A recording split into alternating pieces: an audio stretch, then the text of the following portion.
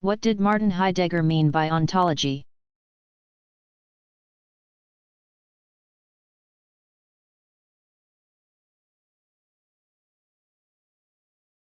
The term ontology refers to the study of being in a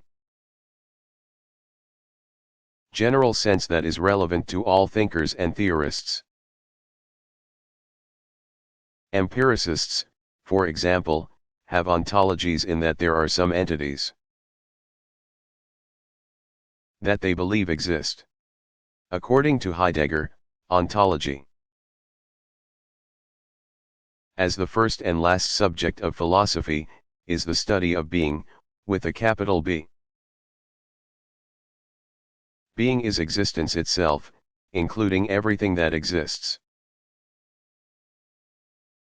But in particular human consciousness, for which being is first and foremost the condition of its own being.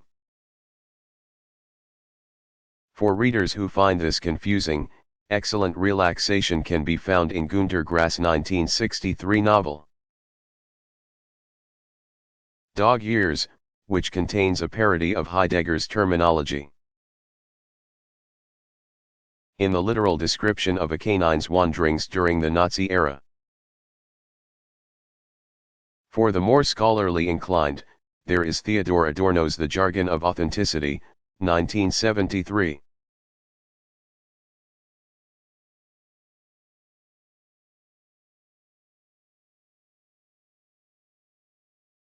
What did St.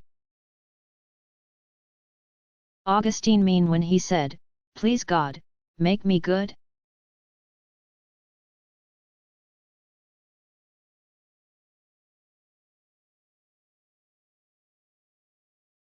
St. Augustine, 354–430, considered himself profligate in his youth, much to the distress of his mother, Monica. In his Confessions, which recounts some of this early history, he is famous for having written what is often repeated as, "Please God, make me good, but not just yet." However, some scholars think that a more accurate translation of the Latin is, "Oh, Master, make me chaste and celibate but not yet." They also think that Augustine was not so much talking about his past self as he was ironically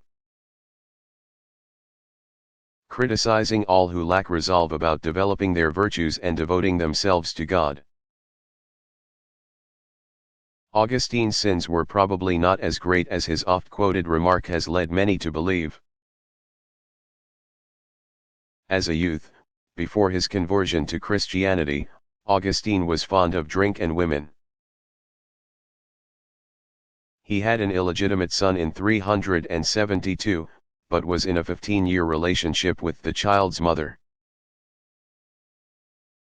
which would have been considered perfectly respectable at the time.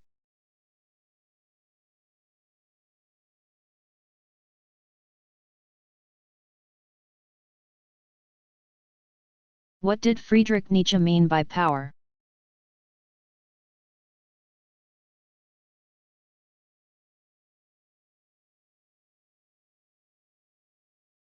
In his Will to Power, compiled posthumously in 1901.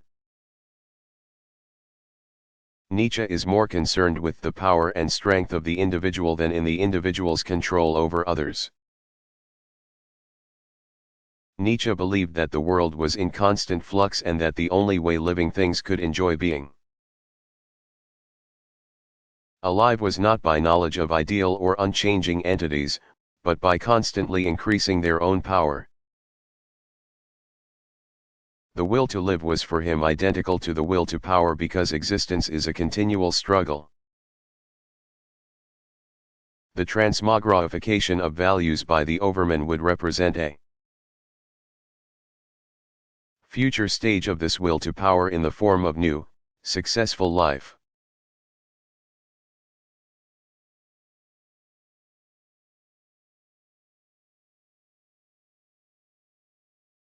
Who were the New England Transcendentalists?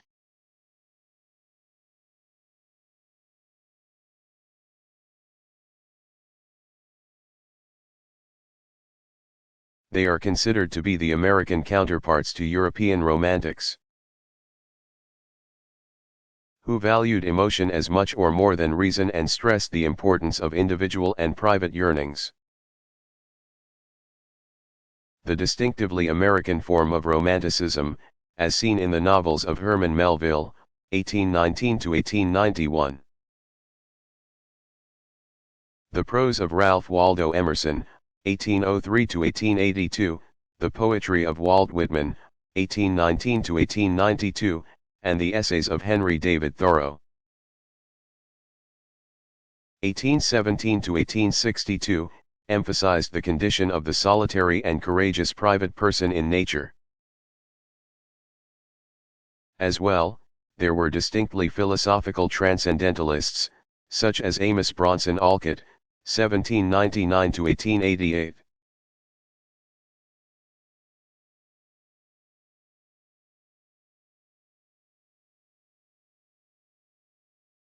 What did Thomas Reid believe about free will?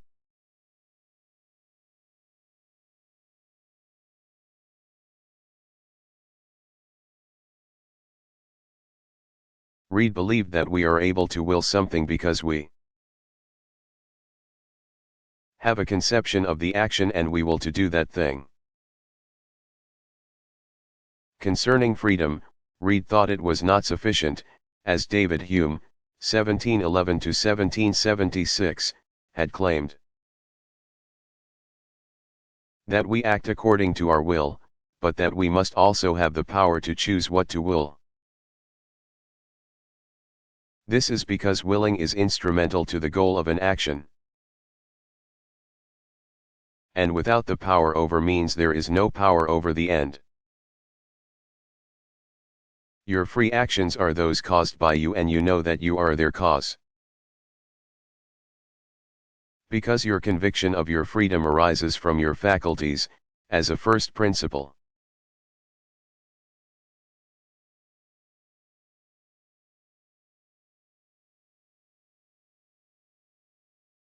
What are some key facts about Edmund Husserl's life and career?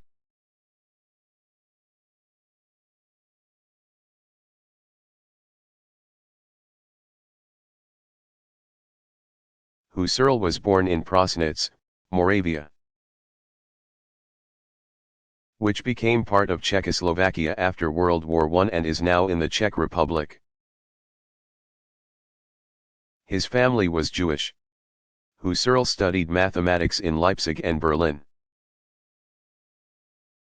and then got his PhD in Vienna in 1883, writing contributions to the calculus of variations that year. For the next 2 years, he studied psychology and philosophy with Franz Brentano. 1837–1917, and then went to the University of Halle for his habilitation. Preparation for university teaching, under a student of Brentano. He wrote on the concept of number, which he revised 4 years later, in 1891, as Philosophy of Arithmetic. In 1886 Husserl converted to Christianity, taking the name Edmund Gustav Albrecht Husserl.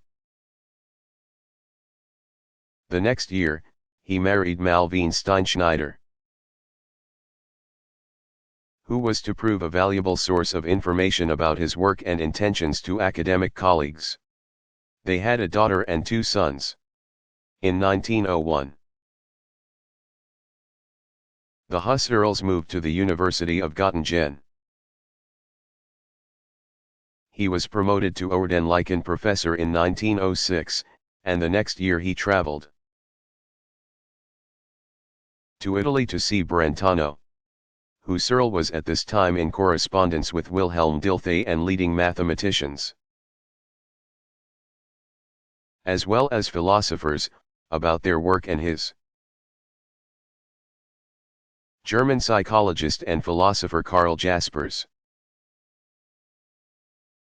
1883–1969, visited him in 1913, the same year Ideen was published. While visiting his son Wolfgang, who was injured in World War I, Husserl experienced nicotine poisoning. In 1916 Husserl was appointed to a professorship in Freiburg. Wolfgang was killed in action that year. For the next 2 years, Edith Stein was his assistant, as was philosopher Martin Heidegger. 1889 to 1976, for whom he obtained a lectureship and helped get an assistant. Professorship in 1919. The next year, his son Gerhard was wounded, although he recovered. Over the following decade, Husserl and Heidegger were in contact, exchanging ideas and manuscripts. Because of his Jewish birth, in 1933 the German government barred Husserl from using the library at Freiburg University or any other German academic institution. Although after an immediate public outcry, he was reinstated a week later by a decree. Husserl resigned from the Deutsche Akademie several months after that. His leaving was not only a matter of what had happened at Freiburg, but of the growing danger to all Jews in Germany at that time. He was then appointed to the School of Philosophy at the University of Southern California, but declined because his assistant, Eugen Fink, was not permitted to accompany him. Husserl was not allowed to participate in the Paris Congress of Philosophers. In 1937, at his cremation the next year, Eugen Fink eulogized him. Fink had been Husserl's dedicated and collaborative research assistant for 10 years.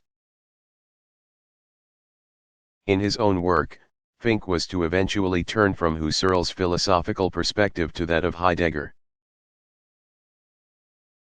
Husserl had only published 6 books during his lifetime, but he had a huge collection of papers and manuscripts. Fearing that the Nazis would destroy them, the Belgian philosopher Herman Leo van Breda, 1911 to 1974, took them out of Germany, where they became part of the Husserl archives in Louvain after World War II.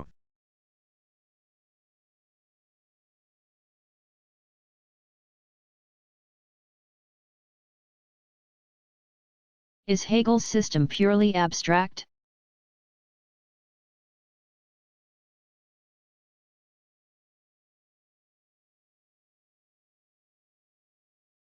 Very abstract thinking is necessary to understand Hegel's system. But the system itself is presented by him as a literal account of reality. Categories are at the outset literally embedded in physical nature, which expresses them. Space expresses a lower category of being, whereas living organisms embody and express the higher categories of concept, purpose, and life. Thus, the development of the system of thought is evident in the development of the real world. Except that thought, or the absolute, is the ultimately real actualizing and defining principle of everything that exists.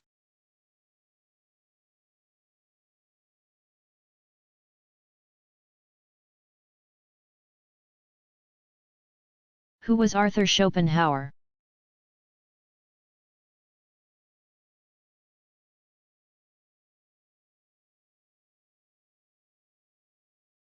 Arthur Schopenhauer, 1788 to 1860, was influenced by the other German idealists, whom he despised as optimistic fools. Unlike Friedrich Hegel, 1770 to 1831, and both the right or the left Hegelians, his view of the idea that formed and worked the world was pessimistic.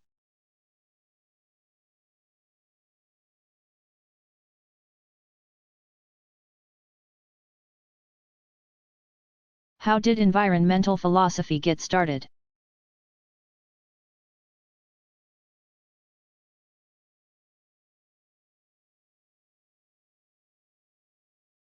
Popular environmentalism began in the 1960s and 1970s when marine biologist Rachel Carson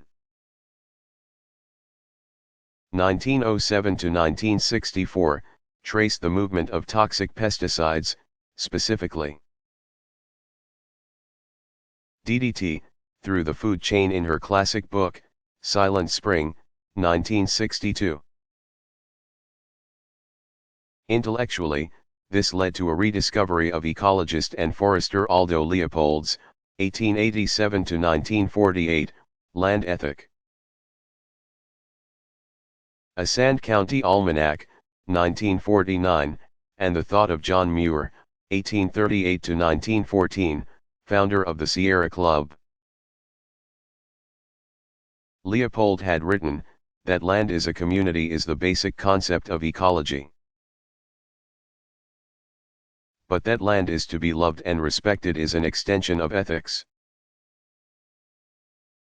This moral tone set the basic philosophical orientation toward environmentalism as a moral/ethical matter. The Norwegian philosopher Arne 1912, was inspired by his encounter with the Himalayan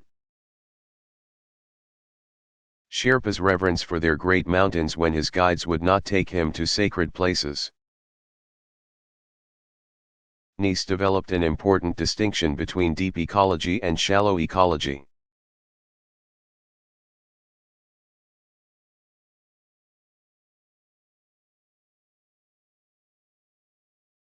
What happened in Athens after both Plato and Aristotle were gone?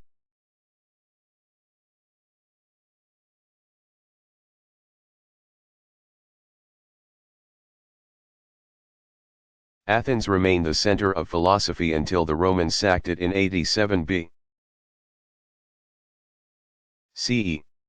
Much of our knowledge of Hellenistic philosophical activity comes from the 1st century BCE Roman writers Lucretius 99 to 55 BCE, and Cicero 106 to 43 BCE, and secondary medieval sources. Plato's Academy became the new academy, which was devoted to critical work on the thought of other schools. This was the beginning of the skeptics. Aristotle's Lyceum, or the Peripatos, was first led by Theophrastus in 322 BCE.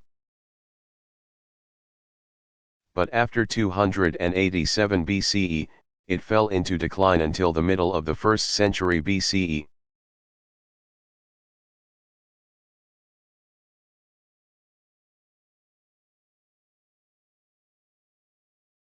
What was Herbert Spencer like as a person?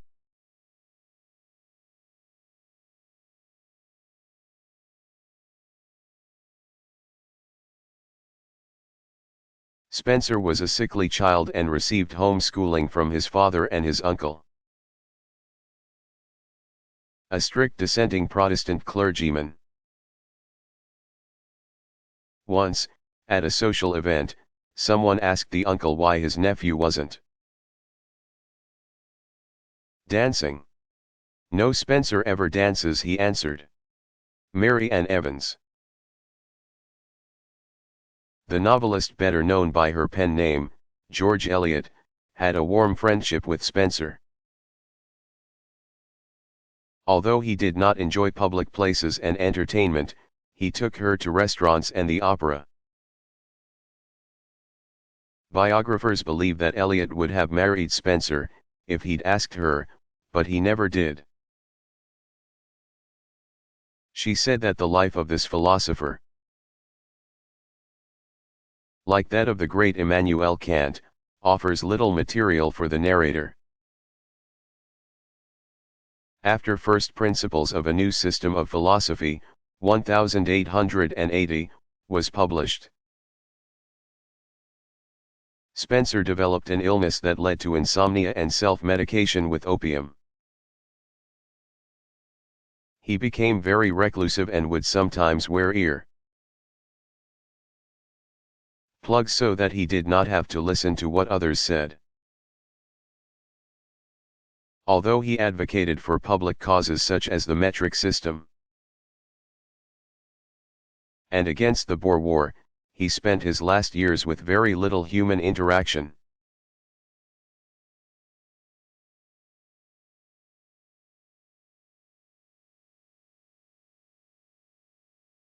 What is ancient cynicism?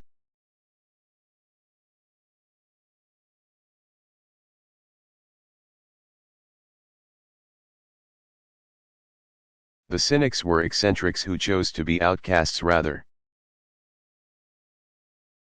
than kowtow to social norms that did not make sense to them. Ancient cynicism was generally an attempt to reassert the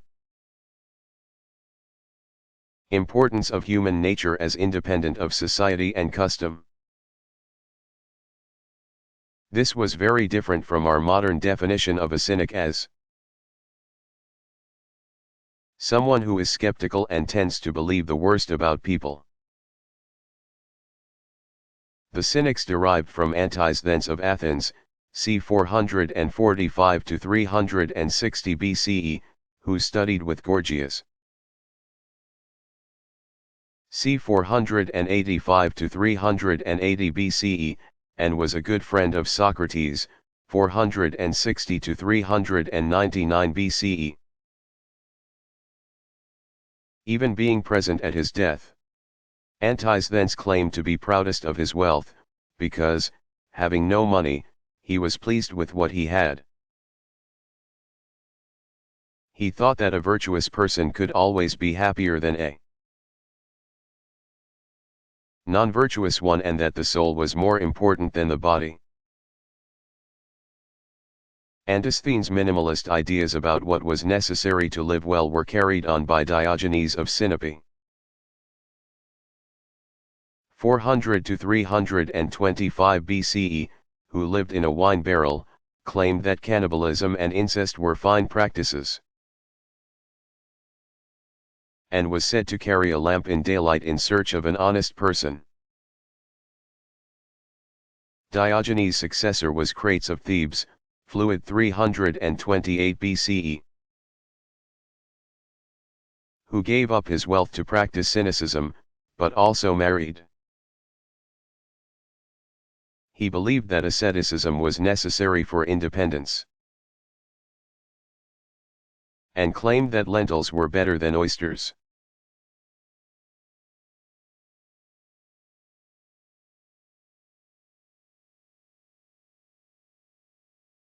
What did Hume have to say about the self?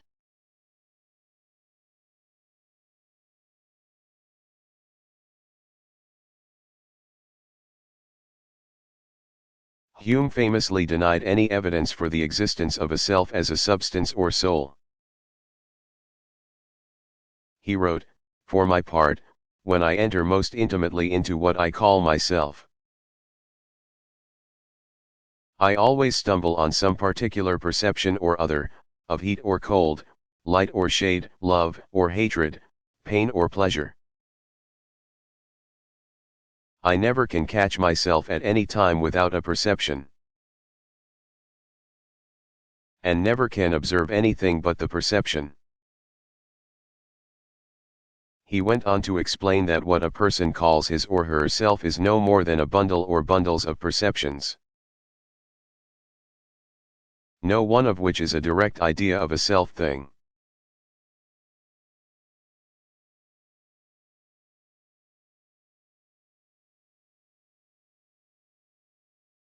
What is non-Euclidean geometry?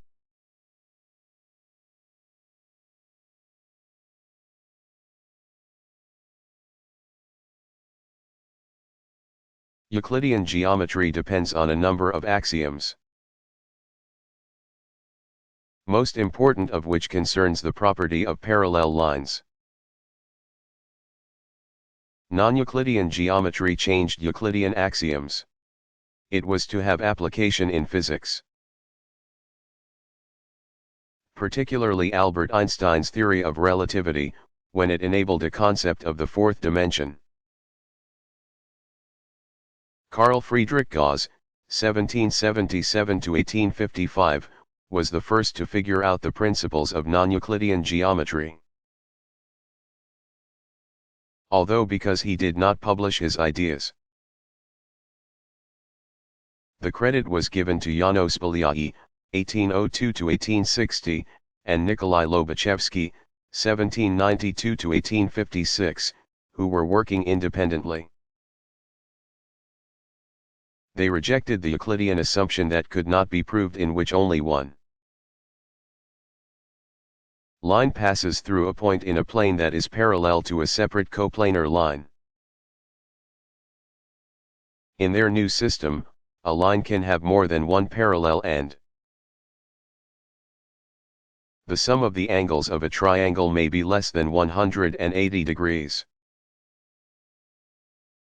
By the middle of the 19th century, Bernhard Riemann,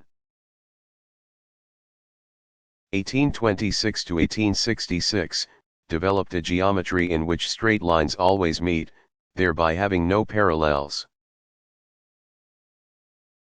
and in addition allowing for the sum of the angles of a triangle to be greater than 180 degrees.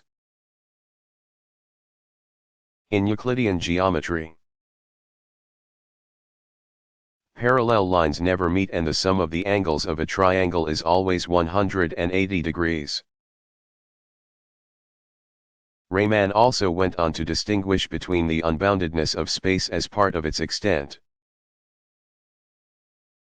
and the infinite measure over which distance could be taken, that is related to the curvature of the same space. Riemann returned to Gauss' now published work and explained the new ideas of distance first introduced by Lobachevsky and Bolyai in terms of trigonometry. The bottom line was that arc length could be understood as the shortest distance between 2 points on a surface, without reference to the geometric properties or applicable geometry of that in which the surface itself was embedded. In 1868, Eugenio Beltrami, 1835–1899, demonstrated a model of a Bolyai-type two-dimensional space, inside a planar circle. This proved that the consistency of non-Euclidean geometry depended on the consistency of Euclidean geometry, thus reassuring skeptics that non-Euclidean geometry was valid.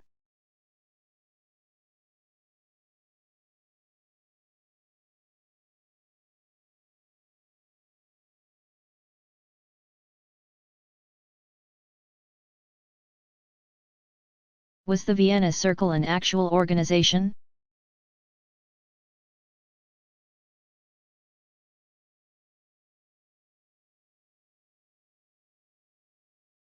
Yes, it was a discussion group of scientists and philosophers in Vienna, who held meetings from 1922 to 1938. Its members were highly influential in setting the subject matter of future analytic philosophy, ethics, political philosophy, philosophy of science, philosophy of language, excluding ordinary language philosophy, and philosophy of mind.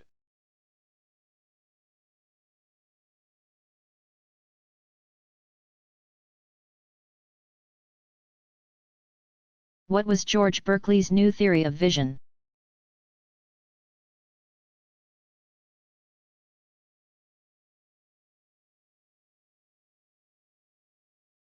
Berkeley, like René Descartes, 1596–1650, sought to account for the perception of distance. Descartes had claimed in his Dioptrics, 1647, that an innate knowledge of geometry enables even those who have never studied geometry to calculate distance by figuring out the height of a triangle formed by light rays from the visible object to each eye. Berkeley built on Irish natural philosopher William Molyneux's, 1656–1698, claim that distance, as a length from the object to the eye, cannot itself be seen. Berkeley reasoned that since what is seen is a two-dimensional object, its relation to distance is contingent, dependent on sensations in the eyes, and associations in the mind between what has been touched and what is seen.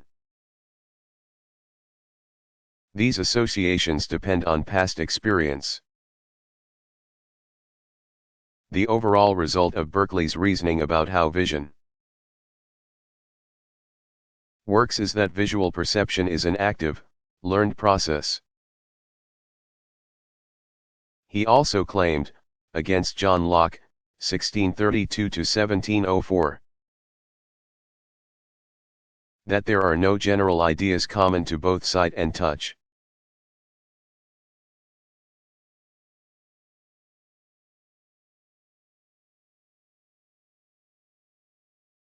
What happens after absolute knowledge is attained?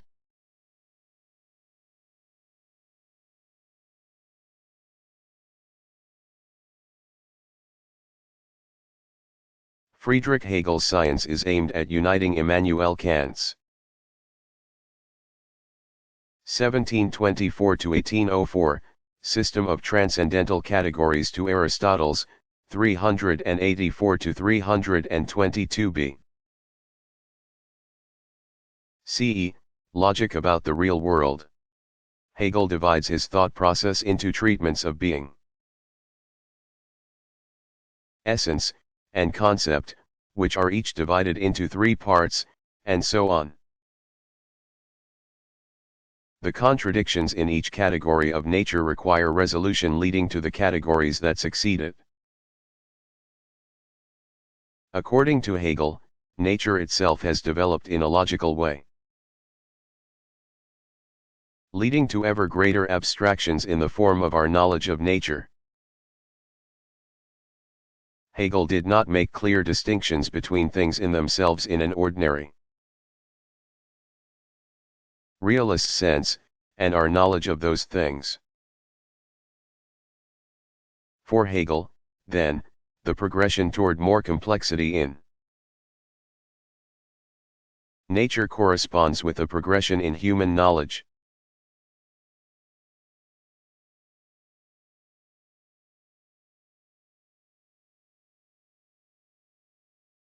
What is Socratic irony?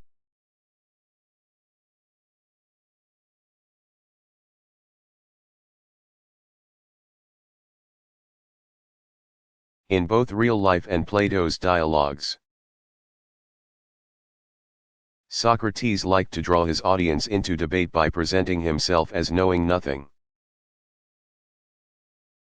The oracle at Delphi had said that there was no man wiser than Socrates. Although Socrates himself always said that he knew nothing, the fact that he knew nothing is said to have set him apart from everyone else.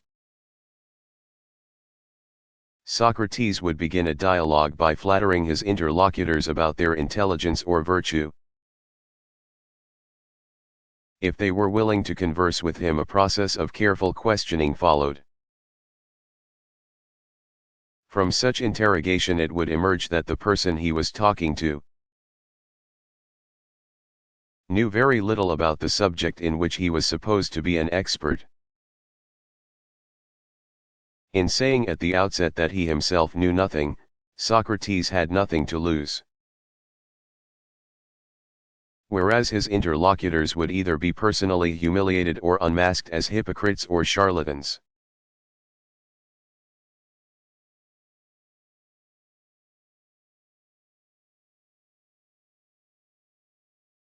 Was Boethius guilty or innocent of plotting against Theodoric the Great?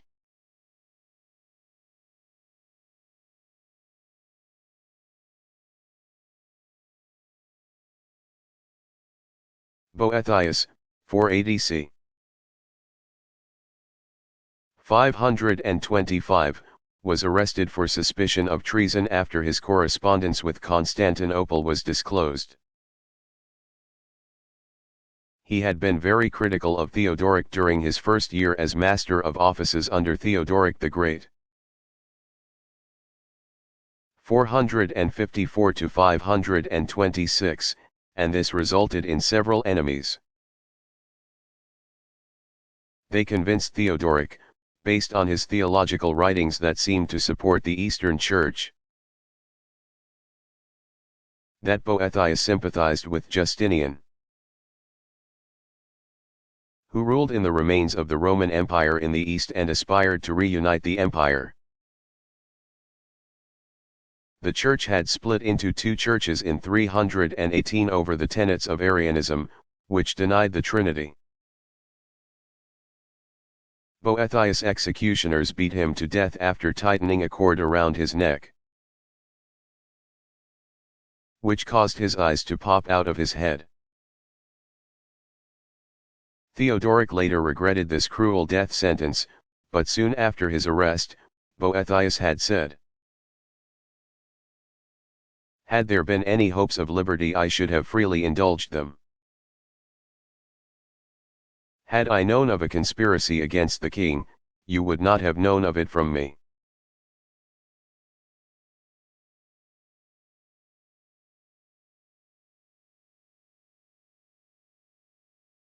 What is philosophical about feminist philosophy?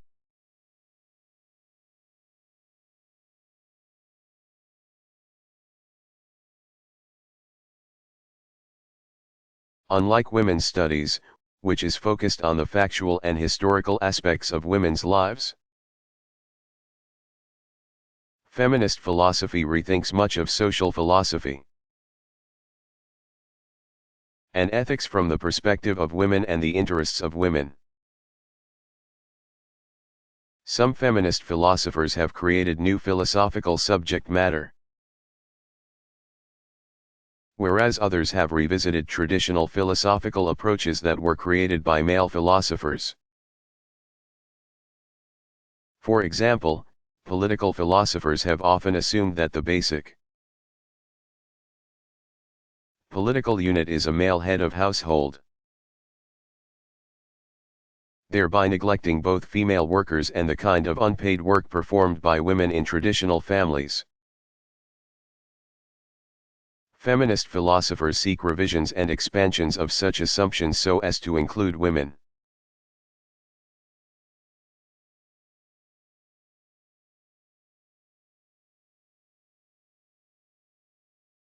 What was John Rawls' theory of justice?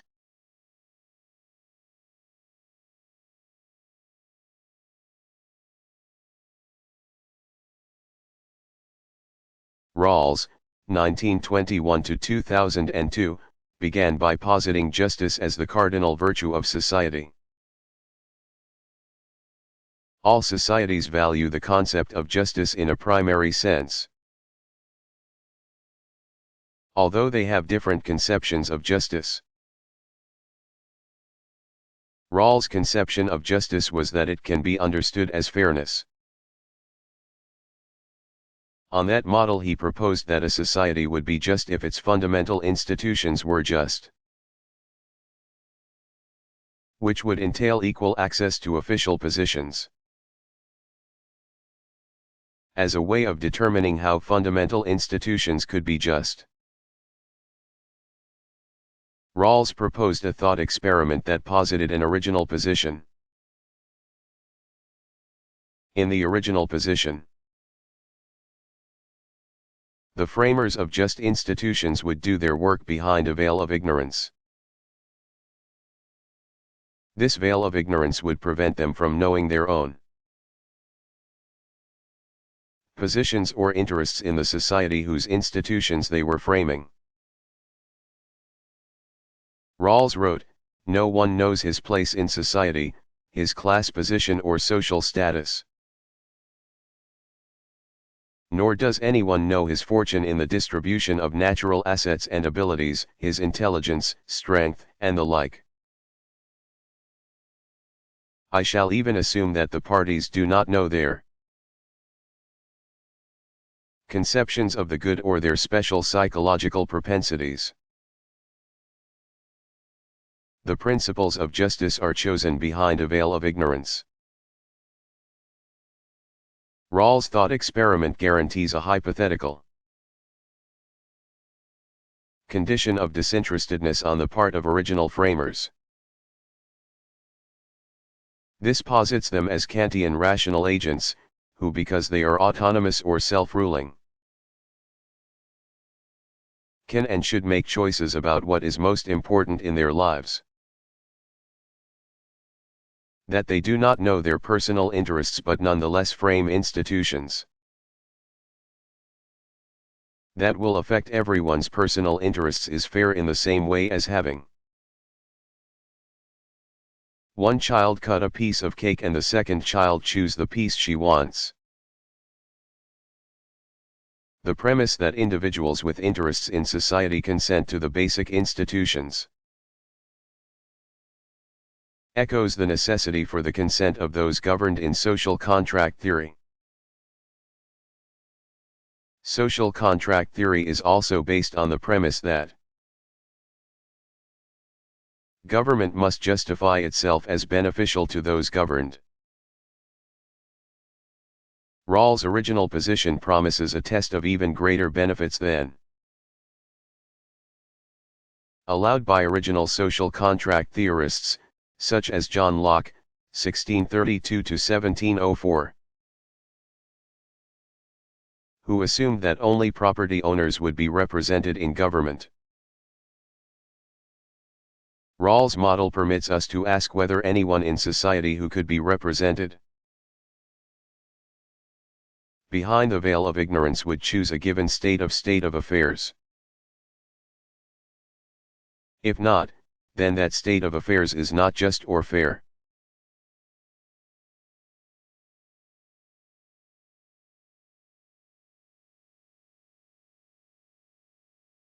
Who were the main defenders of sense knowledge at the beginning of modern science?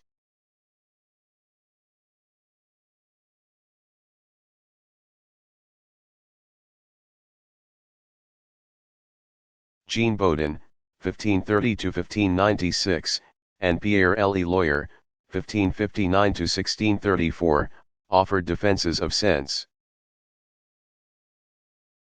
knowledge between 1581 and 1605.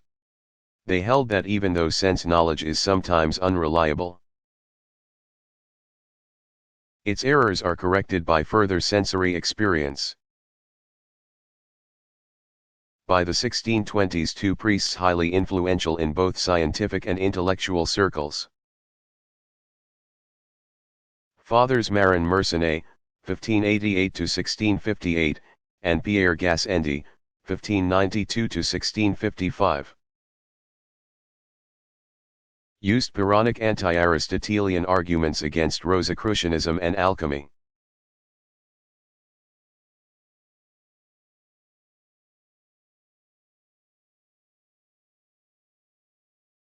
What was the reaction to Burton's The Anatomy of Melancholy?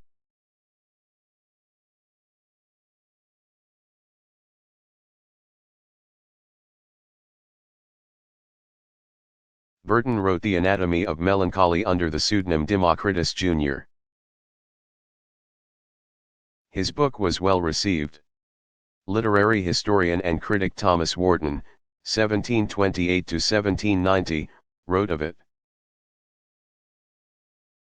The author's variety of learning, his quotations from rare and curious books, his pedantry sparkling with rude wit and shapeless elegance have rendered it a repertory of amusement and information. Indeed, Burton's treatise is full of satire and it constitutes a prodigious display of historical and literary knowledge. However, the genius of Burton's Anatomy lies in its attempt to give a naturalistic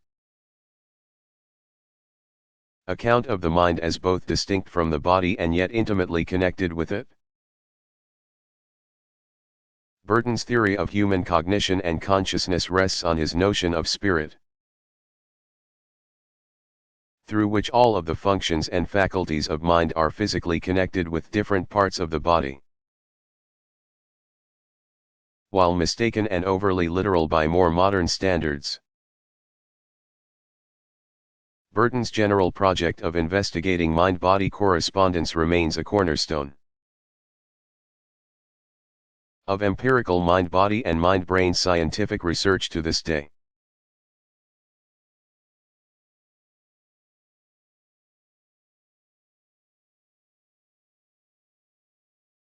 How was Neoplatonism similar to Christianity?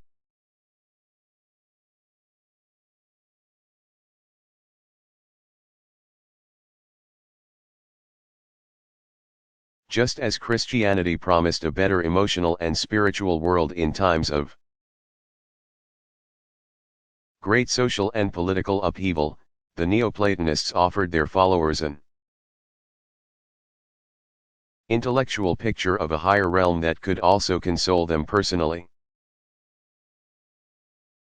That is, Neoplatonism was closer to Christianity than to other ancient philosophies because of its emphasis on one creator and the importance placed on the feelings of its followers.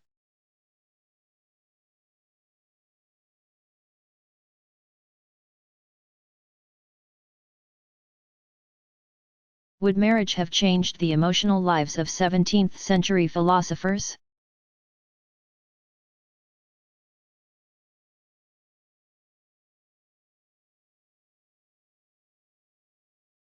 The answer is not clear. In the 17th century, primogeniture, or leaving the entire inheritance of a father to his oldest son, was the norm. About 1/4 of younger sons in the middle classes did not marry because they could not afford to set up households or find brides with substantial dowries. Child mortality was between 30 and 50% of all live births. And after 20 years of marriage it was highly unlikely that both spouses would still be alive. These statistics rendered family relationships more dependent on roles than on individual emotional attachments based on distinct personalities. During the early modern period, people did not marry for what we consider to be romantic reasons. None of this is to say that there were not strong lifelong friendships between men and women. Philosophers such as René Descartes, John Locke, and Gottfried Leibniz had long-term female correspondence. But it is doubtful that they knew what we would call love.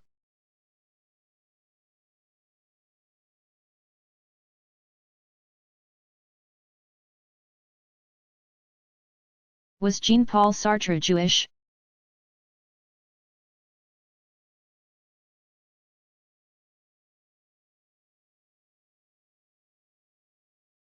This question is deeply embedded in the disputes among Sartre's closest followers that followed his death. Their disputes were not so much matters of philosophy as they were a competition for who would inherit Sartre's legacy and be able to speak for him after his death. According to Benny Levy, a former Maoist who had been Sartre's secretary for several years and transcribed 40 hours of taped conversations in Hope Now. The 1980 interviews, 1996, Sartre expressed hope for the coming of the Messiah.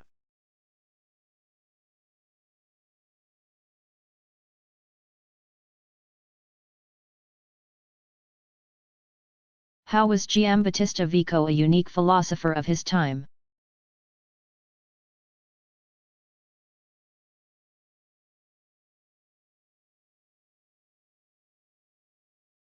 Giambattista Vico, or Giovanni Battista Vico, 1668–1744, was an Italian philosopher and jurist who is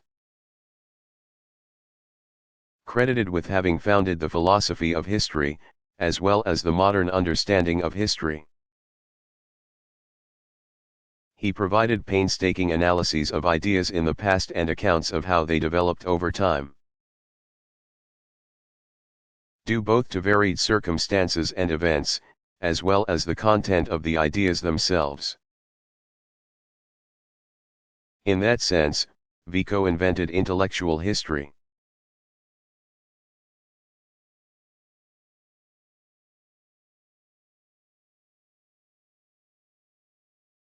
What were Plato's dialogues?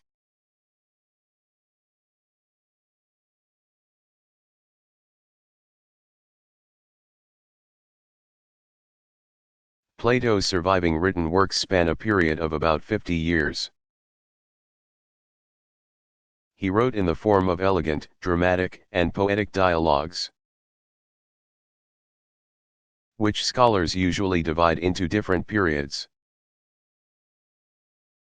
The Apology, Charmides, Crito, Epiphoro, Hippias Minor, Ion, Laches, and Protagoras, taken alphabetically, are considered his early works. The middle works are the Phaedo, Symposium, Republic, and Phaedrus, believed to have been written in that order. And these were followed by later works of the Sophist, Statesman, and Philebus. Plato's Timaeus may fall somewhere either in the middle or late writings. His letters, numbered I through 13, were written toward the end of his life. Only letters 3, 7, 8, and 13 are unquestionably genuine, as is his will. There were no printing presses in Plato's day and no bookstores or libraries in Athens at the time he wrote. His dialogues probably reached their audiences through oral performances, and it is likely that Plato himself enacted the role of Socrates.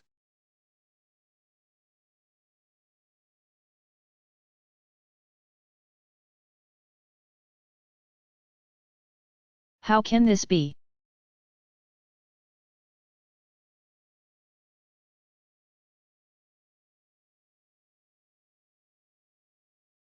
Freya's explanation was that there is a difference between sense and reference. Reference is the actual planet Venus, in this case. But sense is how the planet is referred to by the term morning star, i.e., a bright object in the eastern sky before sunrise. Thus, the morning star does not stand for Venus itself, but for the sense of how Venus is presented. This is why the two sentences that appear to be equivalent really are different. It explains why it is not informative to say that Venus is Venus or that the morning star is the morning star. But it is informative to say that Venus is the morning star.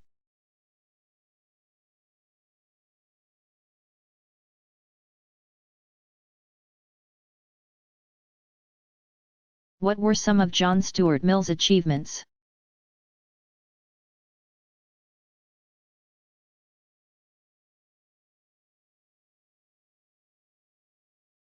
Mill's father's interests and connections set the direction for his son. Although Mill ultimately chose his own path based on life experience and the influence of his wife. Mill's father, James, was a philosopher and economist, as well as an official in the East India Company. J.S. Mill also worked in that company until he retired when the British government took over the company's administration in India in 1857. Mill edited the Westminster Review in the 1830s and was a member of Parliament between 1865 and 1868. Overall, Mill was dedicated to getting the educated Republic of Great Britain to accept scientific solutions to political, social, and economic problems. Although he also placed great value on humanistic concerns as informed by the arts and life itself.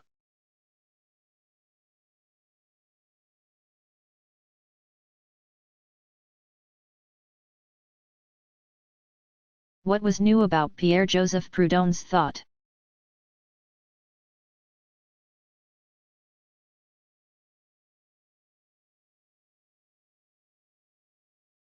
Jean-Jacques Rousseau, 1712–1778, in talking about property in land had made a similar assertion to Proudhon's about property being theft. But Proudhon's innovation was to argue that owners deprive workers of most of the results of their labor. Because workers had a right to the results of all of their labor, as well as that labor itself. The amount of private property concentrated in individual or small group hands should be limited.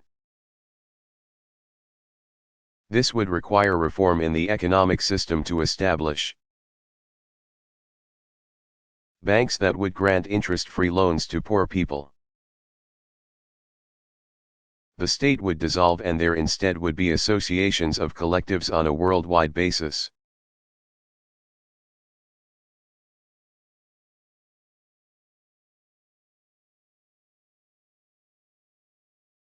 What was Spinoza's philosophical goal?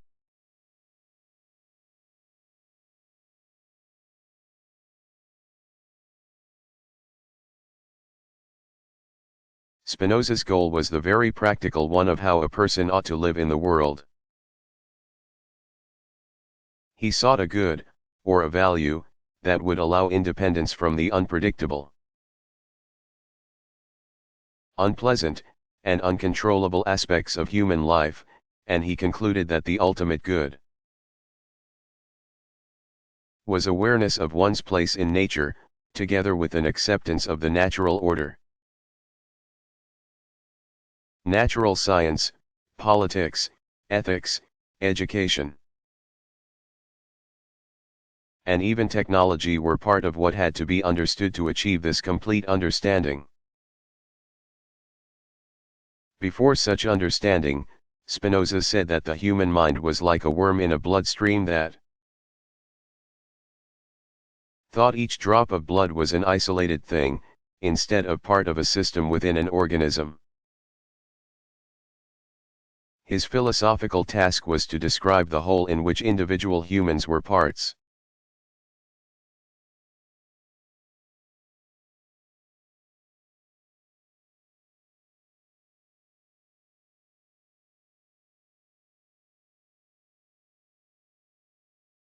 What was Søren Kierkegaard's burning question?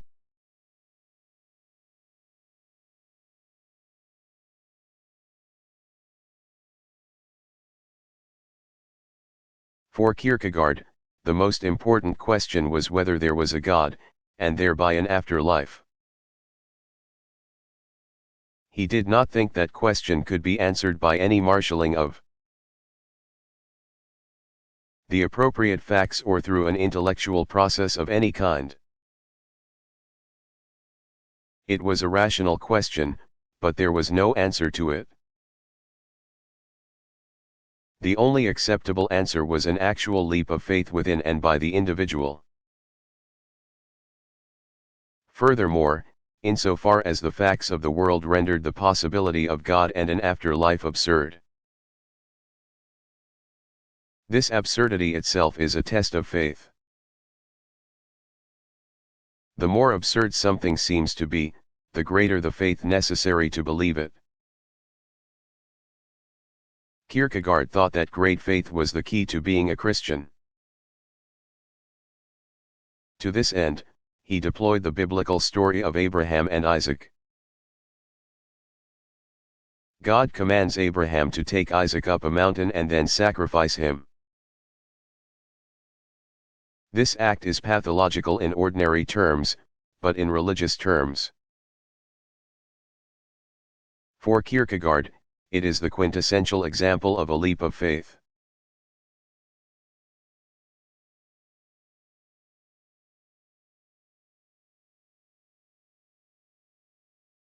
What is existentialism?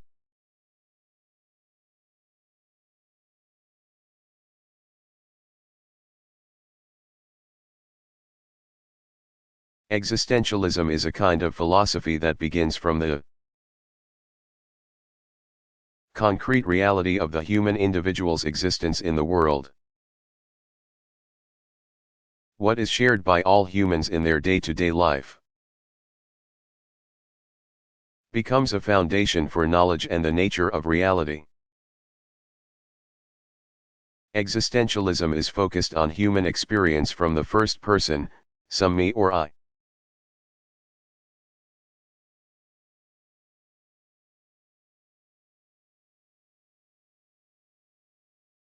What is Peter Abelard known for in philosophy?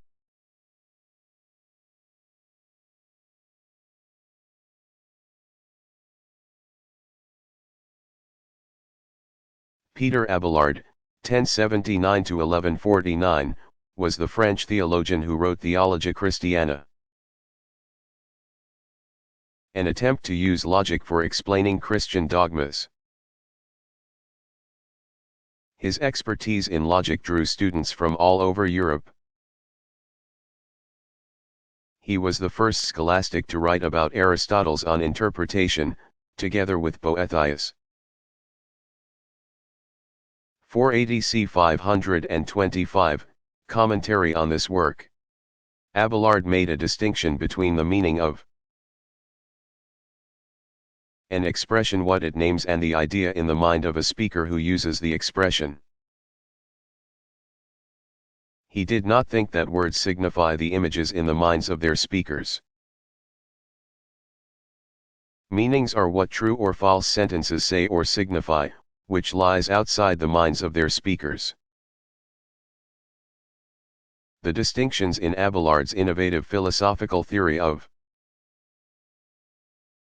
reference remain relevant to contemporary philosophers of language.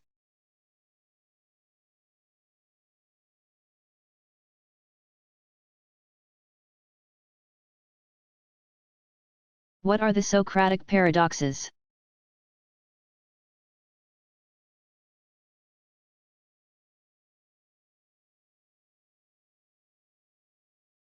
Socrates provided resolutions to claims that appeared to contradict common sense.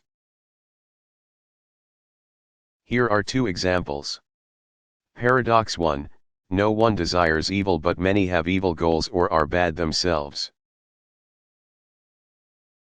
This is because those who pursue evil do not know that it is evil. That is, the source of evil is ignorance. Paradox 2, it is better to be the victim of injustice than the perpetrator. This is because being just is a primary virtue and a quality of all of the other virtues. Attaining virtue is the main purpose of life, as well as a path to happiness. Happiness as the result of being just is thus an inner matter that is independent of external circumstances.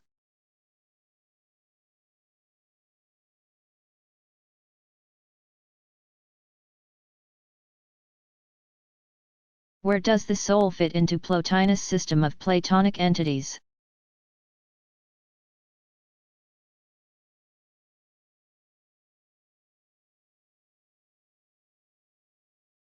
All individual souls form one world soul, which comes after intelligence. Some souls are disembodied, but those that are in bodies have additional accretions. Humans, animals, and plants all have souls that are immortal. Substantial, that is, they are substances, and incorporeal, not physical. Because they are incorruptible, individual souls may be reincarnated in different bodies. The soul emanates or effulgurates from intelligence. Just as intelligence emanates or effulgurates from the One. These emanations from the One and intelligence neither detract from them nor are they willed. The same is true of the emanation of matter from the soul. Although the processes of emanation from the one, intelligence, and the soul are very natural. Plotinus, 205-270, sometimes speaks of them as selfish descents to lower states. In emanating from intelligence, the soul is actualizing a desire to rule. And it becomes too attached to its body, which can lead to its deterioration. However, even when it is incarnated, the soul also lives in intelligence.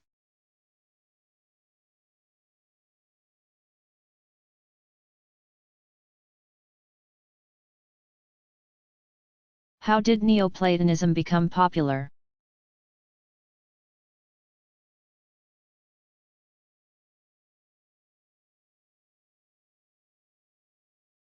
Neoplatonism spread as the Roman Empire began to fall after the Emperor Marcus Aurelius. 121-180, who was a Stoic, died. While early Neoplatonism began under the Roman Empire, different forms of it persisted throughout the medieval period. The Renaissance, and into the 17th century.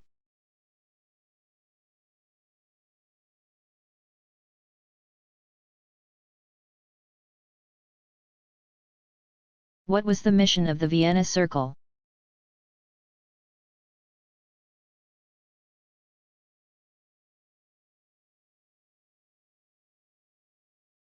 The aim of the group was to restate ideas about both scientific knowledge and philosophy,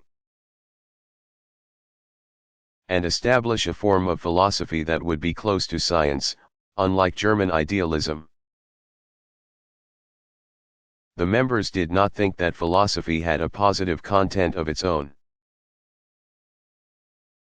or even a distinct epistemology or theory of knowledge. Rather, philosophy should study the knowledge methods and claims of science and justify them. For example, they thought that Albert Einstein's theory of relativity had shown that philosophers could not have the last word on either space or time, as Kantians believed. Arithmetic was believed to be reducible to logic, and synthetic a priori knowledge. Rational knowledge derived from thought alone that was true to experience, was unnecessary. The principle of verification, or verificationism, was their main tenet. Whatever claims to knowledge could not be verified in the sciences was simply not knowledge. The manifesto of the Circle was Wissenschaftliche Weltauffassung, der Wiener Kreis. The scientific conception of the world, the Vienna Circle, was published in 1929 and translated by Otto Neurath, 1882-1945, in his Empiricism and Sociology, 1973. The manifesto proclaims that the scientific world conception of the Vienna Circle is distinguished essentially by two features. First, it is empiricist and positivist, there is knowledge only from experience. Second, the scientific world conception is marked by the application of a certain method, namely logical analysis. Logical analysis is a way of using symbolic logic to determine whether sentences or their components refer to experience.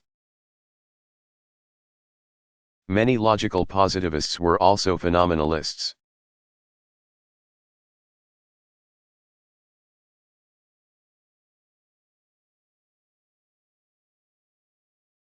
What did Simone de Beauvoir mean by an ethics of ambiguity?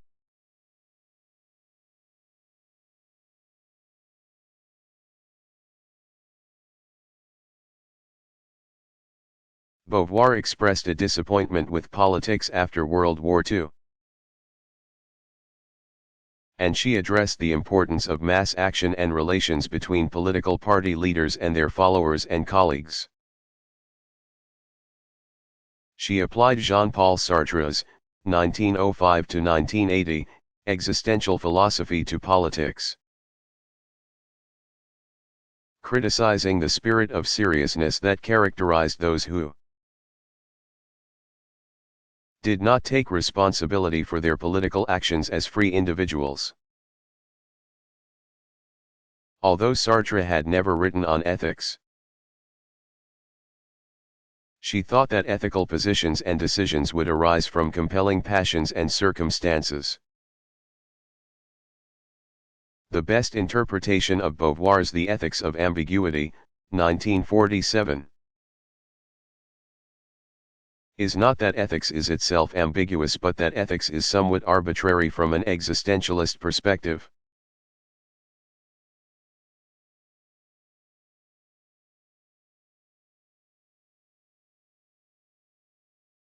Who was Jean-François Lyotard?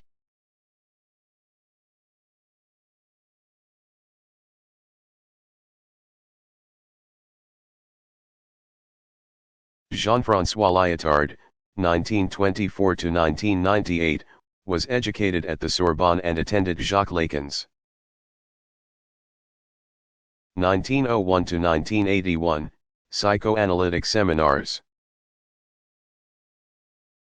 His The Postmodern Condition, a Report on Knowledge, 1979, which was commissioned by the Quebec government,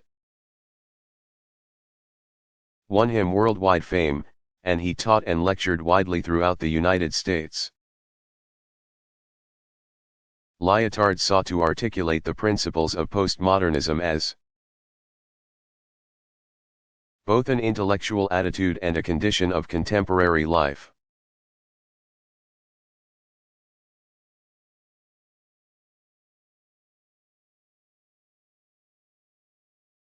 Kant's motivating metaphysical question was: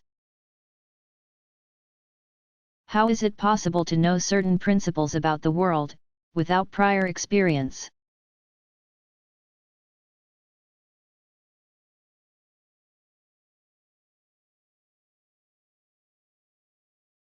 Kant's solution was to apply a transcendental deduction to such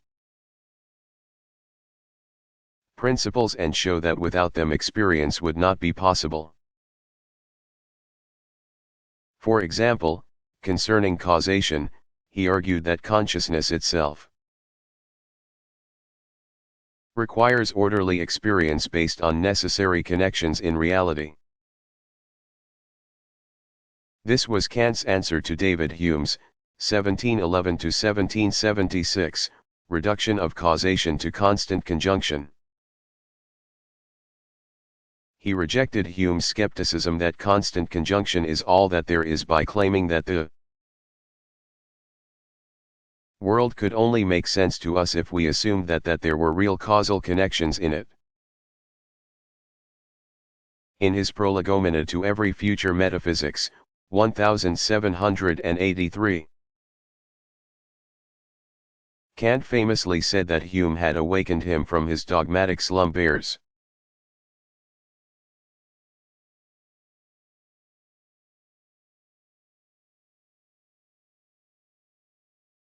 Who were the St.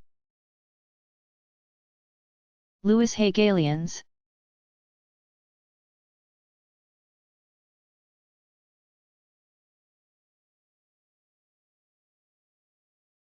They were a group of philosophers and teachers who founded the St. Louis Philosophical Society in 1866 and began to publish the Journal of Speculative Philosophy in 1867. The founding members were Henry C. Brockmeyer, 1826–1906, William T. Harris, 1835–1909, and Denton Jacques Snyder, 1841–1925. Brockmeyer was a Prussian immigrant who had come to the United States in 1844, attended Brown University. plied several trades, and lived in a hut, like Henry David Thoreau 1817 to 1862. Harris was a Yale dropout who came to St. Louis to teach Pittman shorthand. Brockmeyer and Harris undertook the project of translating Hegel's Science of Logic, 1812, into English. Snyder, who had graduated from Oberlin College, came to St. Louis in 1865 to teach at Christian Brothers College. How did the St.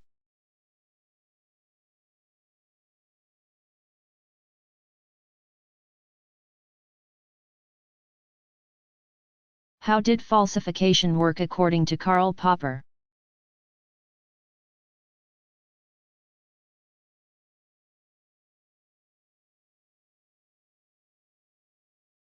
Popper, 1902 to 1994, postulated a hypothetico-deductive method.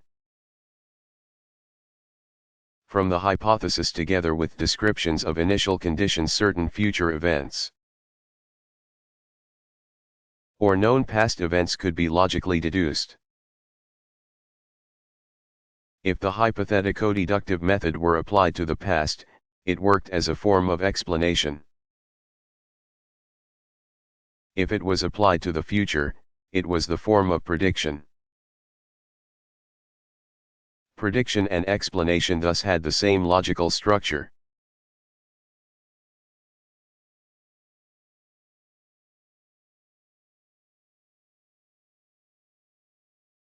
What were Bentham's life and career like?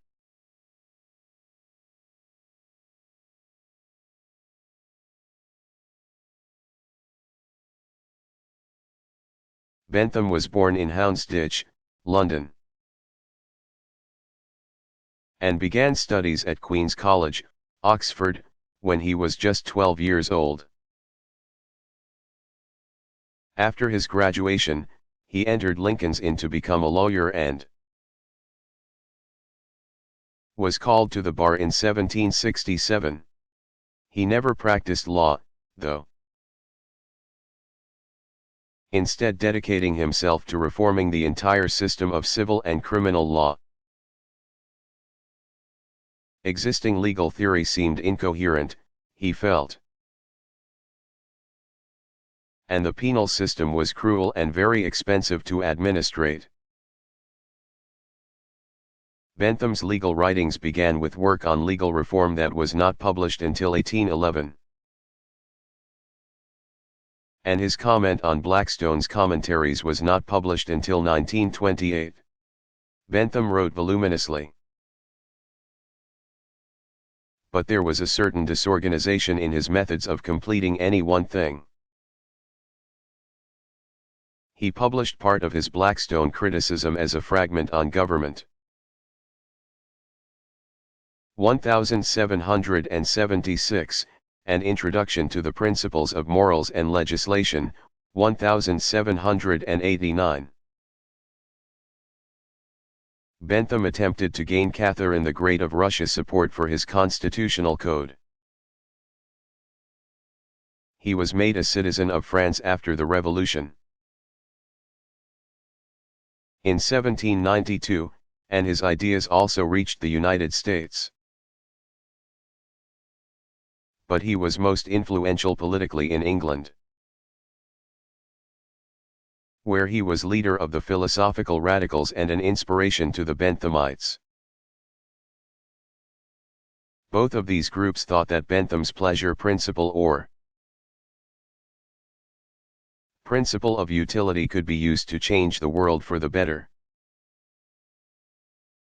James Mill, father of John Stuart Mill, 1806 to 1873. The great 19th-century English utilitarian, was a close friend of his. Bentham also founded the journal Westminster Review, as well as University College.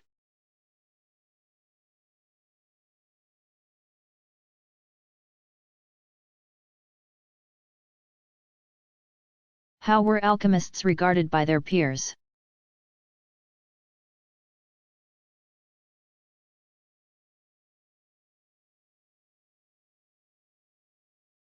Alchemists were regarded with suspicion by traditional thinkers and theologians. But their constant experimentation with metals and plant stuff resulted in discoveries useful in tanning, dyeing, metallurgy, and other so-called Baconian sciences. The figure of the magus, or wise man, or sorcerer, or even warlock, was associated with alchemy throughout its history. The science of modern chemistry had its early experimental roots in alchemy, which some think is the main reason why it was not accepted as part of the scientific curriculum in higher learning until well into the 19th century.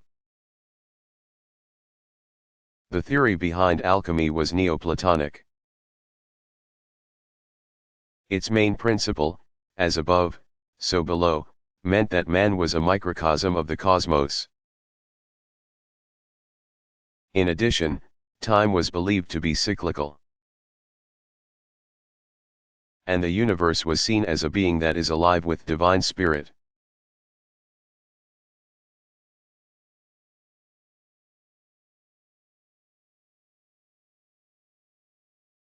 What were Emil Durkheim's main ideas?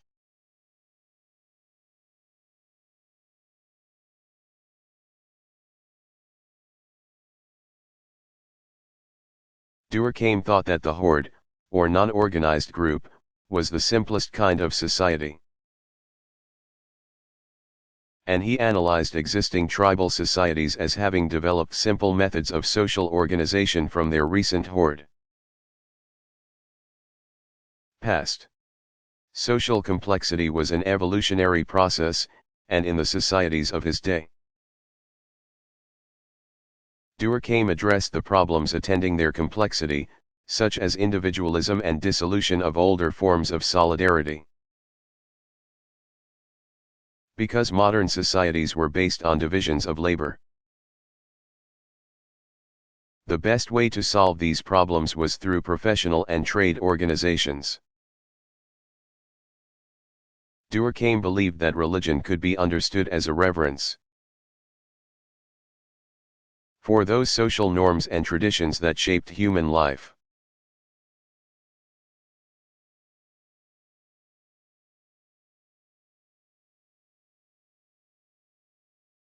What was Paul Feyerabend's view of science?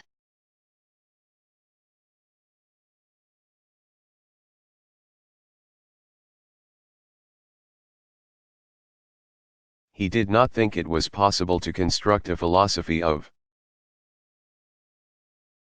science that set out invariable rules for scientific progress. Instead, he argued that the most important scientific revolutions proceeded in violation of standing accepted methodological rules. He believed, for example, that the consistency criterion, which posits that new theories not contradict older ones, is not a rational rule but an aesthetic one, insofar as old theories have been falsified. Feyerabend also argued against Karl Popper's, 1902–1994, idea of falsification on the grounds that interesting theories are not constructed in accordance with all relevant facts. One example of this was how the Renaissance astronomer Galileo Galilei, 1564–1642, and his followers disregarded some of their telescopic observations during the construction of their optical theory. Feyerabend claimed that Lakato's notion of a research program was a form of his own anarchism in disguise. He dedicated against method. Outline of an Anarchistic Theory of Knowledge, 1975, to Lakatos as his fellow anarchist.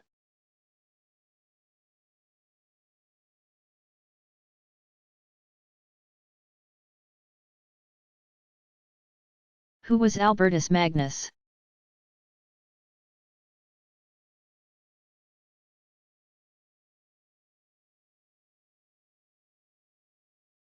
Albertus Magnus, 1200 to 1280. Was a German Dominican theologian who was also a dedicated scholar of philosophy. As Master of Theology at the University of Paris. He was a member of the commission that condemned the Jewish holy book, the Talmud. His philosophical contributions consisted mainly of Aristotelian commentaries. And where Aristotle disagreed with Catholic doctrine, Magnus corrected him and substituted different accounts. He relied on astrology in his view of the physical world, believing, for instance, that when the influence of Jupiter and Saturn increased, the result was great fire.